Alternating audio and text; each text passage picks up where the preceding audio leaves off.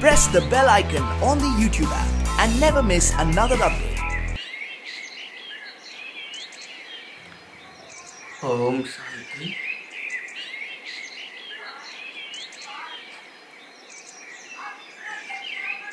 आज की इस आधुनिक युग में सभी आज विशेष विद्यार्थियों के लिए मेरी कुछ बातें हैं जो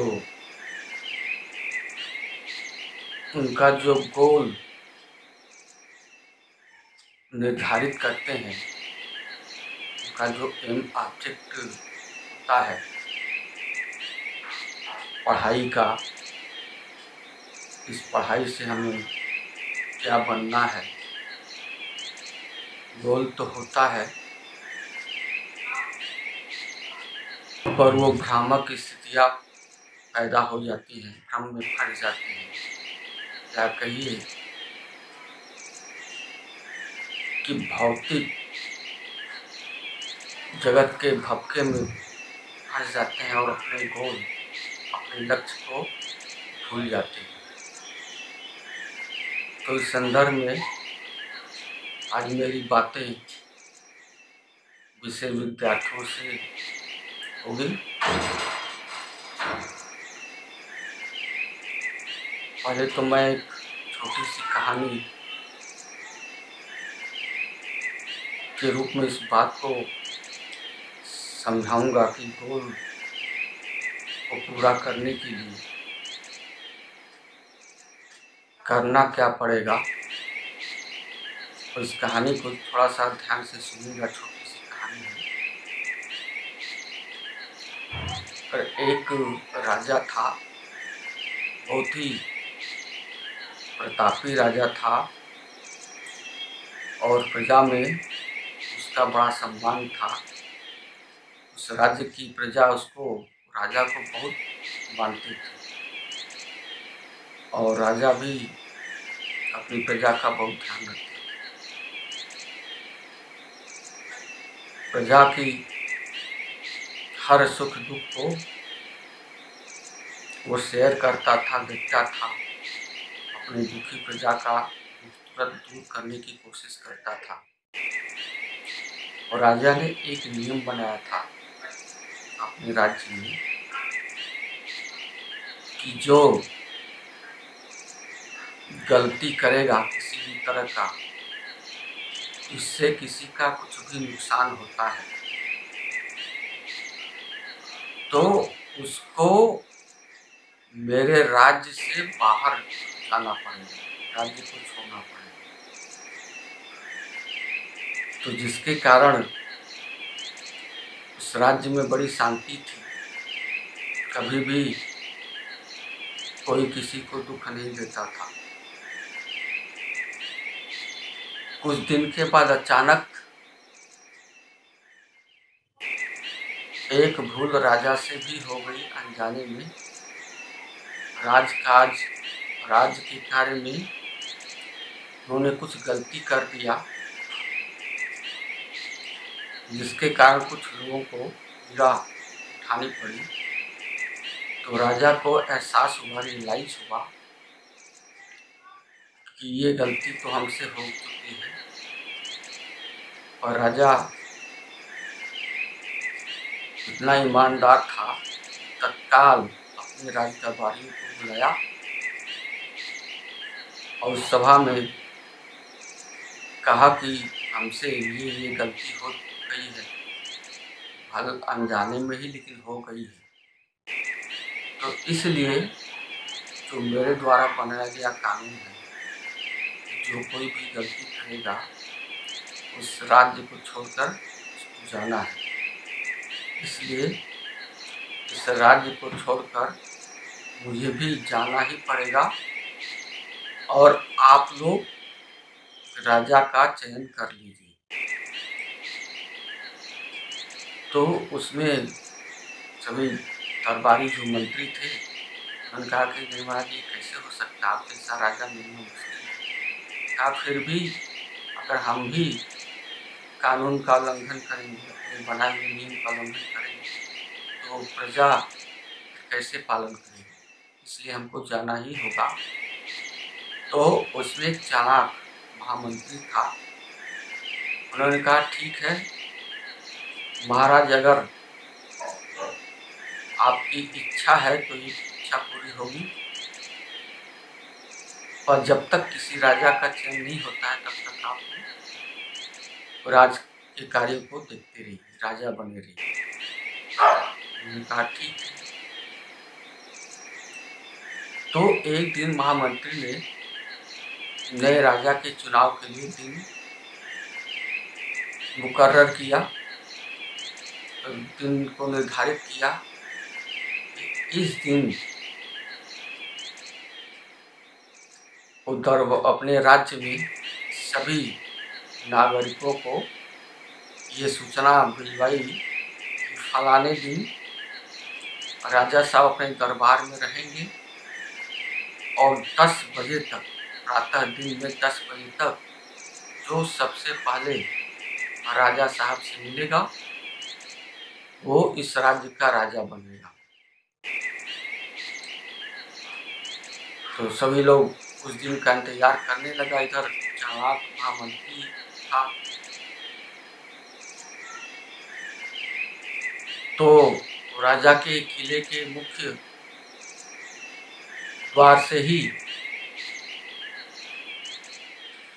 उसको इतना सजाने लगा, कहीं कोई बहुत भव्य पार्क खेलने कूदने का और मनोरंजन का और राज नर्तकियों द्वारा नृत्य संगीत का कार्यक्रम रखा, खाने पीने का एक से एक मधुर से मधुर मिठाइयों का, और तमाम वो सुविधाएं जिनको देख के पूरी जनता आकर्षित हो, इस तरह के वातावरण को तैयार किया। और इंतजार करते करते वो दिन आ ही गया। जैसे ही उस राज्य की जनता राजा के दरबार में आने के लिए आई और किले के अंदर जैसे ही प्रवेश की तो उन्होंने देखा कि बहुत भव्य नज़ारा है। कहीं खसखस का शरबत मिल रहा है फ्री, आपका कोई पैसा नहीं, कहीं मधुर संगीत, कहीं खेल हो रहा है, कहीं जादू का हो रहा है। बहुत अच्छे अच्छे पार्क सजा दिए गए थे कि उस पार्क में सब लोग खेल रहे थे, अलग अलग इंस्ट्रूमेंट लगा दिए। तो जो लोग थे वो आके अपना वो नज़ारे को देखने लगे, उसकी भव्यता को। कोई मिठाई खा रहा है, कोई पार्क में झूला झूल रहा है, कोई गीत संगीत का कार्यक्रम देख रहा है, कोई कुछ कर रहा है, कोई कुछ कर रहा है। उन्होंने अपना इस बात को भूल गए, इतनी का नाम भव्यता को देख के अपने इस बात को भूल गए कि हमको राजा से मिलना है। उस इतने तल्लीन हो गए, उसमें इतने भक्के में फंस गए कि 10 बज गया सुबह के। जब 10 बज गया तब लोग सोचे कि अब टाइम तो लगभग खत्म हो गया, लेकिन फिर भी चलें राजा के पास। तो राजा के पास जैसे आगे बढ़ते हैं और राजा के दरबार का जो दरवाजा है वो बंद हो चुका होता है, क्योंकि वो 10 का टाइम हो चुका होता है। इसलिए सभी जो नागरिक थे वापस जाने लगे, और जब वापस लौटने लगे तो उन्होंने देखा कि आते समय बहुत ही अच्छी अच्छी चीज़ थी, सजाए हुए सब फ्री में मिल रहे थे, खाने पीने सब कुछ हटा लिया गया था।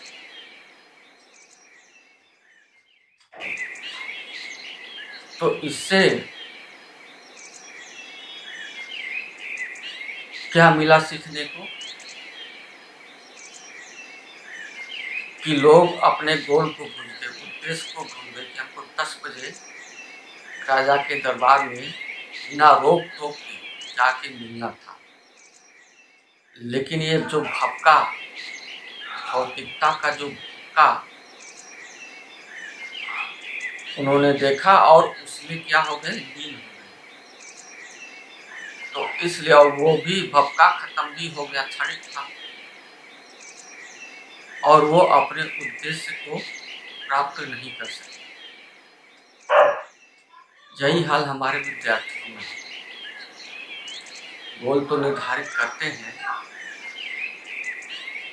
पर भौतिकता, आधुनिकता का जो भपका है, जो फोकस है ना, पूरा फोकस उस पर रख लेते हैं, तो अपने गोल को ही भूल जाते हैं कि हमें क्या करना है।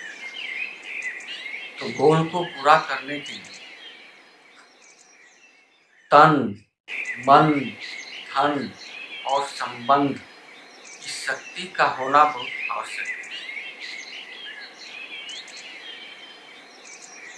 तन के द्वारा ही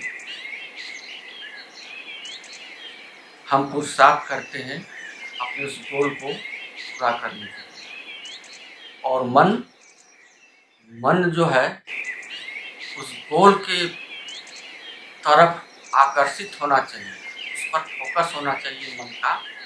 इस गोल को हम कैसे पूरा करें, इस पर विचार मंथन करना चाहिए। और धन सबसे बड़ा उत्तम धन क्या होता है, ज्ञान। तो उसके अनुरूप जो विचार चले, उसके अनुरूप ज्ञान का अर्जन करना, ये धन, क्योंकि ज्ञान धन सबसे उत्तम होता है। क्योंकि ज्ञान धन जिसको होगा फिर स्थूल धन भी आनी शुरू हो जाती है, उसको ढूंढने की आवश्यकता नहीं होती।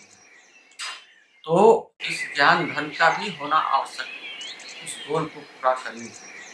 धन के द्वारा, मन के द्वारा, और धन ज्ञान का भी होना आवश्यक है। जो गोल है उसकी किस तरह का गोल है, तो डॉक्टर बनना है, इंजीनियर बनना है, लॉयर बनना है, कुछ भी बनना है, तो वो गोल का होना बहुत आवश्यक है। उस गोल के हिसाब से